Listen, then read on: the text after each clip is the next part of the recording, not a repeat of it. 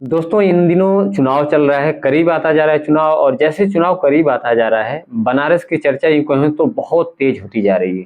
तेज इसलिए होती जा रही है क्योंकि बनारस ये मोदी का संसदीय क्षेत्र है और अगर हम कहें तो पहले भी बनारस की चर्चा काफ़ी होती थी।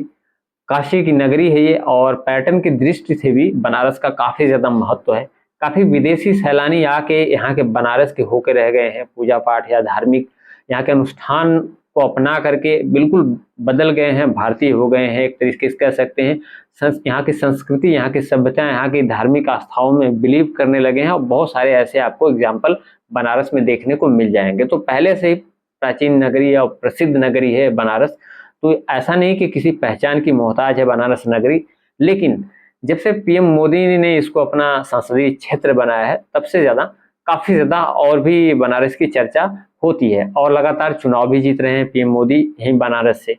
लेकिन कह सकते हैं कि इस बार बनारस में बहुत सारी चीज़ें बदलती हुई दिखाई दे रही हैं। बदलती हुई इसलिए दिखाई दे रही हैं क्योंकि इसके पहले मोदी जी के सामने एक किन्नर महामंडलेश्वर चुनाव लड़ने के लिए आई थी, लेकिन उसके बाद श्याम रंगीला आ गए। श्याम रंगीला की अगर बात करें तो श्याम रंगीला इन दिनों इंटरव्यू दे रहे हैं। इंटरव्यू में जिस तरीके से मोदी जी ने 10 सालों में कोई प्रेस कॉन्फ्रेंस नहीं की, अभी हाल ही में उन्होंने प्रेस कॉन्फ्रेंस की है, वो भी कुछ चुनिंदा चैनलों को उन्होंने प्रेस कॉन्फ्रेंस में बुलाया, फिर उनको ही जाके अपनी प्रेस कॉन्फ्रेंस की है। तो ऐसे में बहुत सारे और सोशल मीडिया पे प्लेटफॉर्म जो हैं, बहुत सारे और भी चैनल्स हैं जो कि काफ़ी ज़्यादा इससे नाराज़ भी हैं। उनका सवाल भी रहता है कि प्रेस कॉन्फ्रेंस नहीं करते हैं, वो किए भी नहीं हैं, क्योंकि अभी जब चुनाव के टाइम पे उनकी प्रेस कॉन्फ्रेंस हुई है, वो भी कुछ गिने-चुने चैनलों के साथ। तो श्याम रंगीला जो है इसको भी एक तरीके से कह सकते हैं हम मुद्दा बना रहे हैं और तमाम चैनलों के इंटरव्यू में वो जो है इसको भी अपने जो है कि व्यंग्यात्मक अंदाज में या हास्यात्मक अंदाज में कह सकते हैं आप कि जिस कलाकार क्षेत्र से वो आते हैं, क्योंकि एक कॉमेडियन है वो, तो उसी अंदाज में इसको एक मुद्दा बनाने की कोशिश कर रहे हैं, जनता का ध्यान आकर्षित करने की कोशिश कर रहे हैं या जनता को बताने की कोशिश कर रहे हैं कि मोदी जी प्रेस कॉन्फ्रेंस नहीं करते हैं, कुछ ही चैनलों को इंटरव्यू देते हैं, उनसे जो सवाल जवाब किए जाते हैं, वो कितने जो है कि ज़मीन से जुड़े होते हैं या जो मुद्दे हैं वो उसके सवाल होते हैं कि नहीं होते हैं मीडिया से, ये सारी चीज़ें व्यंग्यात्मक रूप में प्रस्तुत कर रहे हैं तमाम चैनलों के माध्यम से। यहाँ तक कि द वायर के चैनल पे भी उन्होंने इंटरव्यू दिया था। मोदी के रूप में बैठ के इंटरव्यू दिया था कि किस तरीके से उन्होंने प्रेस कॉन्फ्रेंस नहीं की या फिर चीन के मुद्दे की बात की जाए, 2 करोड़ हर साल रोजगार की अगर बात की जाए या फिर पकौड़ा की बात की जाए, हिंदू मुस्लिम या तमाम मुद्दों की अगर बात की जाए, तो कहीं न कहीं मोदी जी के अंदाज में जो है कि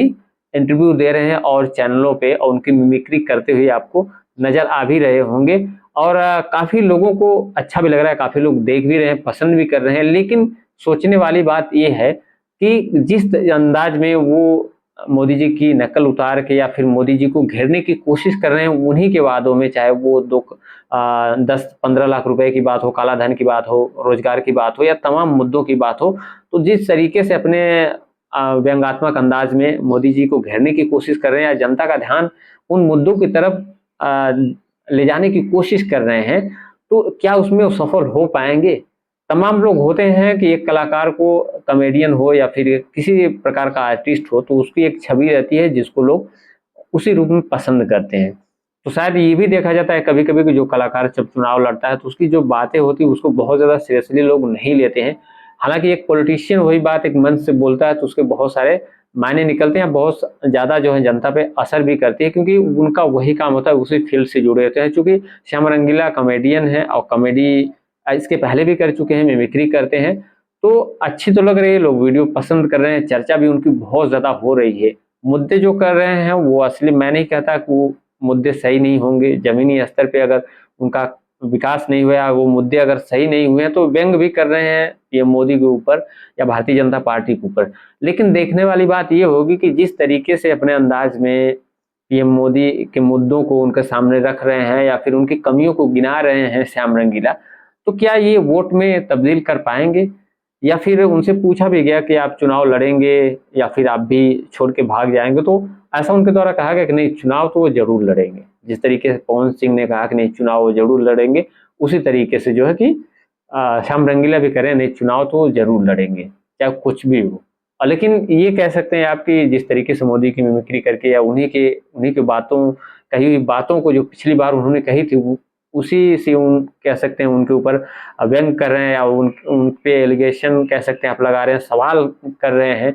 क्या ये जनता तक उतना ज़्यादा असर डाल पाएगा, वोट में कन्वर्ट हो पाएगा? क्या श्याम रंगीला को वोट मिलेगा उतना ज़्यादा, या फिर मोदी के सामने उनकी कुछ नहीं चलने वाली, या मोदी को टक्कर दे पाएँगे, या फिर चुनाव जीत जाएँगे? हालाँकि ये सब चीज़ें जो है कुछ कही नहीं जा सकती हैं, लेकिन आपको क्या लगता है? कमेंट सेक्शन में ये चीज़ ज़रूर बताइएगा कि अब की बार बनारस का चुनाव आपको कैसा लगता है? क्या मोदी जी के सामने श्याम रंगीला